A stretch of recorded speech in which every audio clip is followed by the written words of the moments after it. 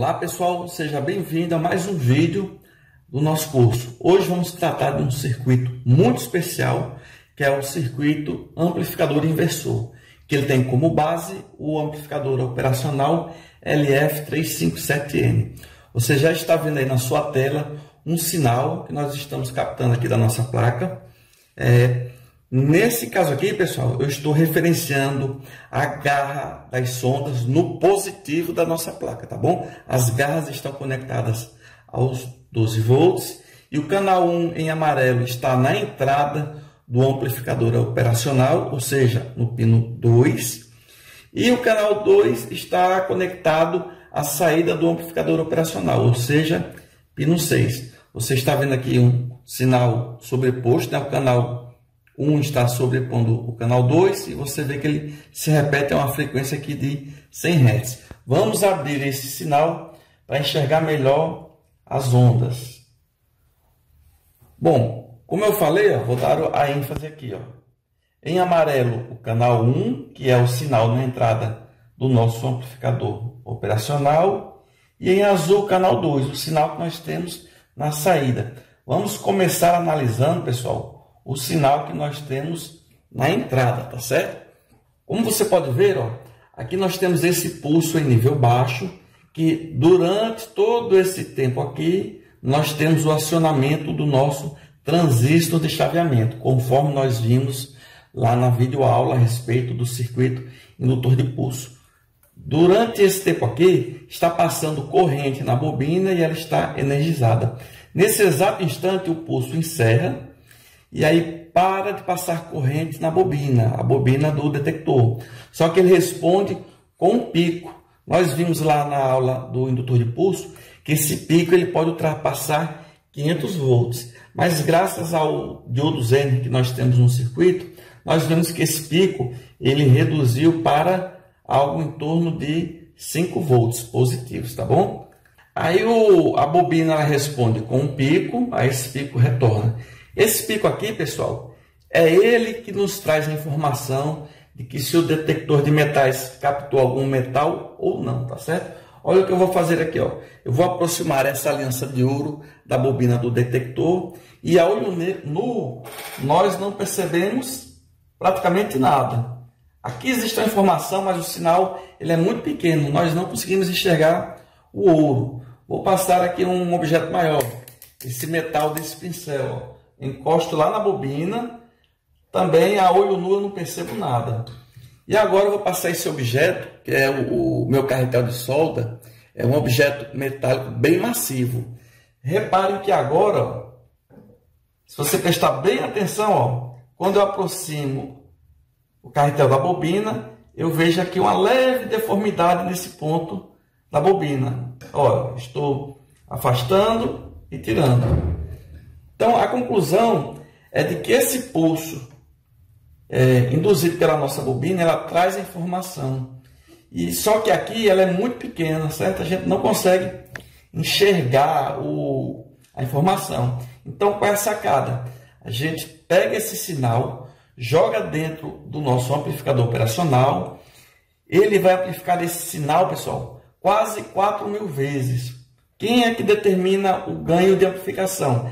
Quem determina é o resistor de 820K que nós temos na placa, dividido pelo resistor de 220 ohms que nós temos também na entrada do circuito. Dividindo um pelo outro, 820.000 por 220, você vai chegar no resultado de 3.727 vezes.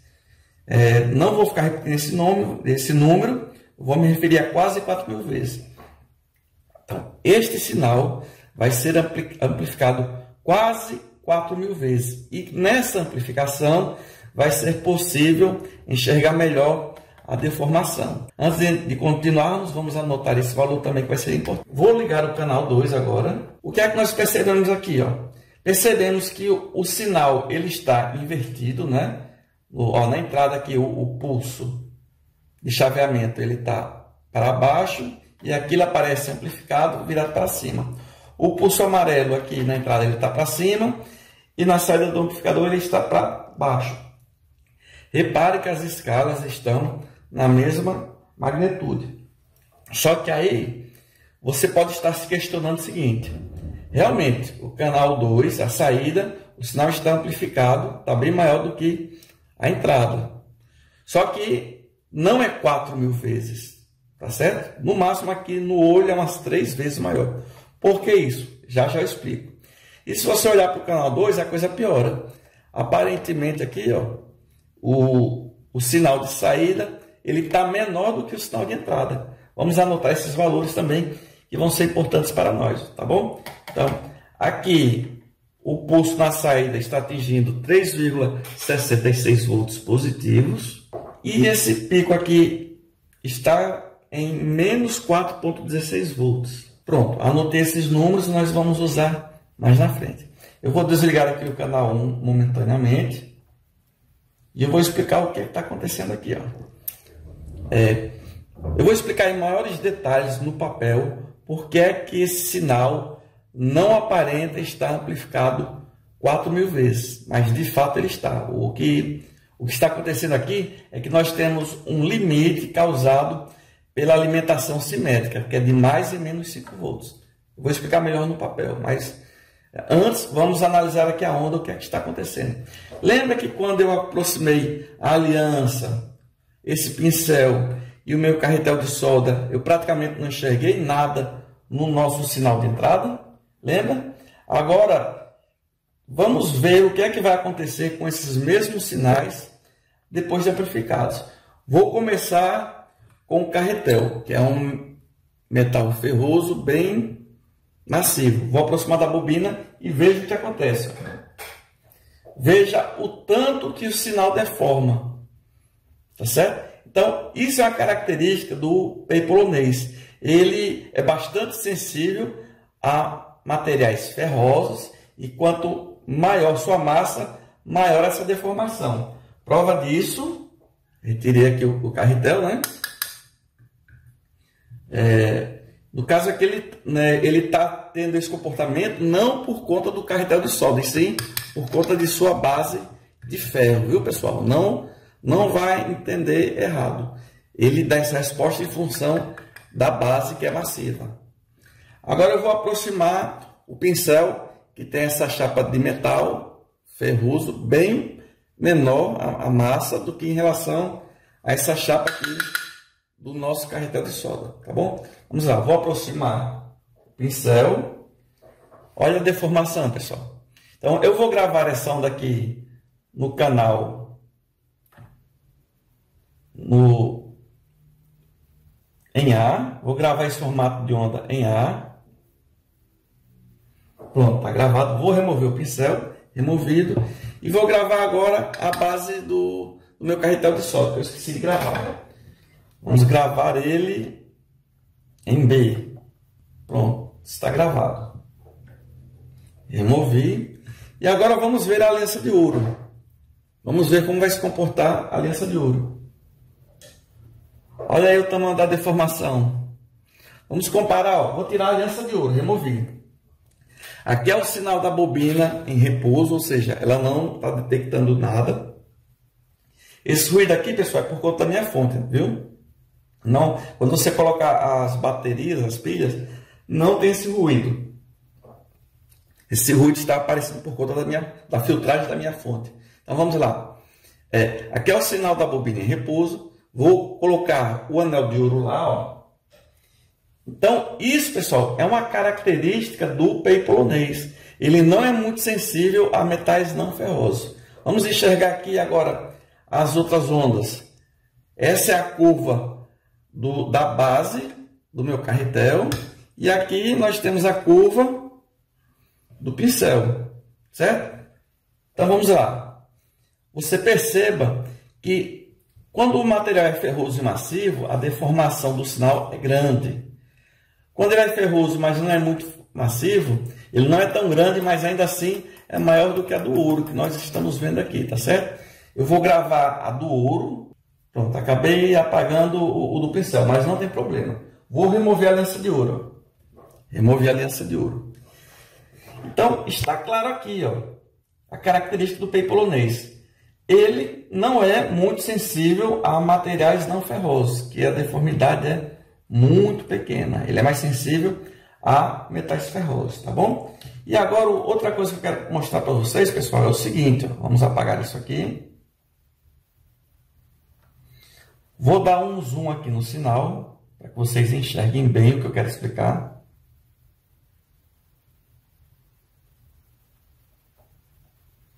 Pronto, deixa eu trazer mais para cá. O que é que eu vou fazer agora? Eu vou tirar a sonda do canal 1, certo? Eu vou remover o canal 1 da entrada do amplificador operacional e vou colocar ele, pessoal, lá na saída do gerador de atraso, pino 10. Olha aí, ó. Vamos diminuir a amplitude aqui do canal 1, para que vocês entendam. Bom, isso aqui é uma questão muito interessante, pessoal. Esse pulso aqui, como nós vimos lá na aula do gerador de atraso, esse é o pulso de amostragem. Todo o sinal que estiver aqui dentro desse pulso vai ser enviado para o próximo estágio, que é o estágio integrador, que vai ser o vídeo da próxima aula, certo? Sinais que estiverem fora do pulso de amostragem, eles não são enviados para o próximo estágio, tá certo? Então, o que é que você está vendo aqui? Você está vendo que em repouso, nós temos aqui esse pequeno sinal sendo enviado para a etapa seguinte. E esse sinal que causa aqueles estalos característicos do peipolonês, né? Você ajusta ele, fica dando aqueles estalos por conta desse sinal. Vou aproximar aqui a aliança de ouro. Olha o que acontece, ó. Deforma o sinal um pouco dentro da área de amostragem e essa pequena alteração é mandada lá para a etapa seguinte. Por isso que o detector de metais ele não é muito sensível a ouro. Agora veja o que acontece com o sinal dentro da área de amostragem quando eu colocar, ó, a base do nosso carretel de solda, que é um metal bem macio. Olha o que acontece. Ó, o sinal ele desce completamente, certo? Isso aqui produz aquele som forte do detector de metais. Conforme eu for afastando aqui o material, ó, vou afastando e o sinal, ó, ele responde proporcionalmente, tá certo? Vamos colocar o pincel aqui, vou encostar na bobina. Ó, ele já deforma um pouco melhor do que o ouro. Eu vou gravar aqui o sinal. Isso aqui eu vou gravar o sinal do pincel, gravei. E agora eu vou gravar o sinal do ouro. Aproximei o ouro, vamos gravar aqui em B. Vamos salvar. Está salvo. Vou retirar a aliança. E o que eu quero que vocês vejam é isso aqui, pessoal. Ó. Em azul, o sinal da bobina em repouso, a resposta da bobina em repouso. Esse sinal aqui do meio, que está um pouco mais deformado, é a resposta do ouro. E esse sinal que deformou mais é a resposta do pincel. E quando eu coloco aqui a base do nosso carretel, ó, certo? Então, fica claro, pessoal. Fica claro que o detector de metais peipolonês, ele é mais sensível a metais ferrosos do que a metais não ferrosos, tá bom? E outra coisa que eu quero mostrar a vocês, pessoal, é o seguinte. Devido às características do circuito, o sinal ele é amplificado 4.000 vezes, só que ele é cortado aqui, como você está vendo. Esse sinal ele é amplificado, ele continua, e quando ele volta, ele retorna daqui. Eu não vejo o pico porque ele foi cortado, vou explicar daqui a pouco porque ele é cortado.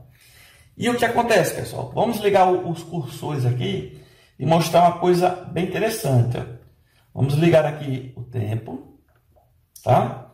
E você veja que desse ponto para cá, para o começo do sinal de amostragem, ó, nós temos aqui um tempo de 49 microsegundos. Inclusive, eu vou marcar essa informação que ela vai ser importante para nós. 49 microsegundos, tá bom? Dá para perceber que a deformação ela começa aqui, ó. A deformação não, perdão.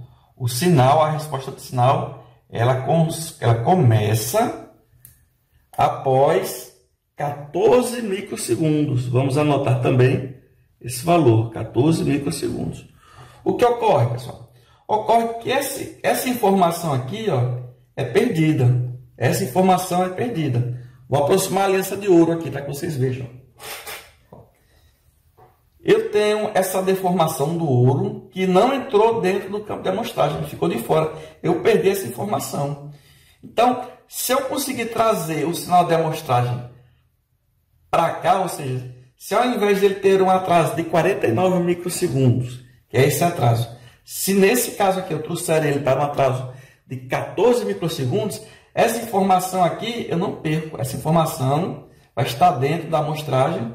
E aí você vai fazer com que o detector fique mais sensível ao ouro. Vou retirar a aliança.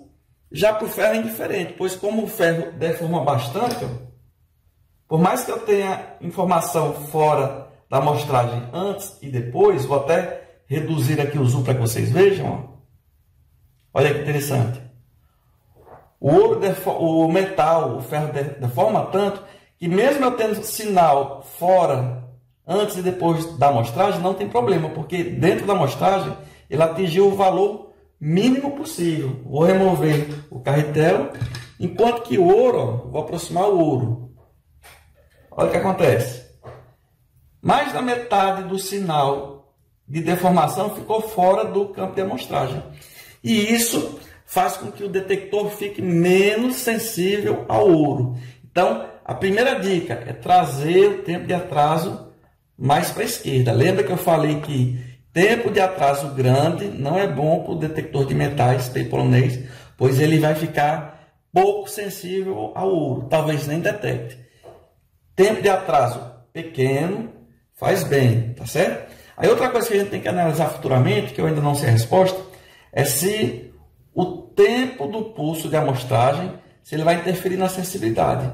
Se um pulso maior ou se um pulso menor é melhor ou se é pior para a sensibilidade em relação ao ouro, certo? Ou se isso não faz diferença. Vamos descobrir juntos. Então, a primeira dica aí, confirmando o que já foi adiantado lá no circuito gerador de atraso, é que reduzindo o atraso do pulso de amostragem, você vai favorecer a sensibilidade ao ouro, tá bom? Agora, vamos para o papel, que eu quero explicar algumas coisas aqui em relação a esse circuito.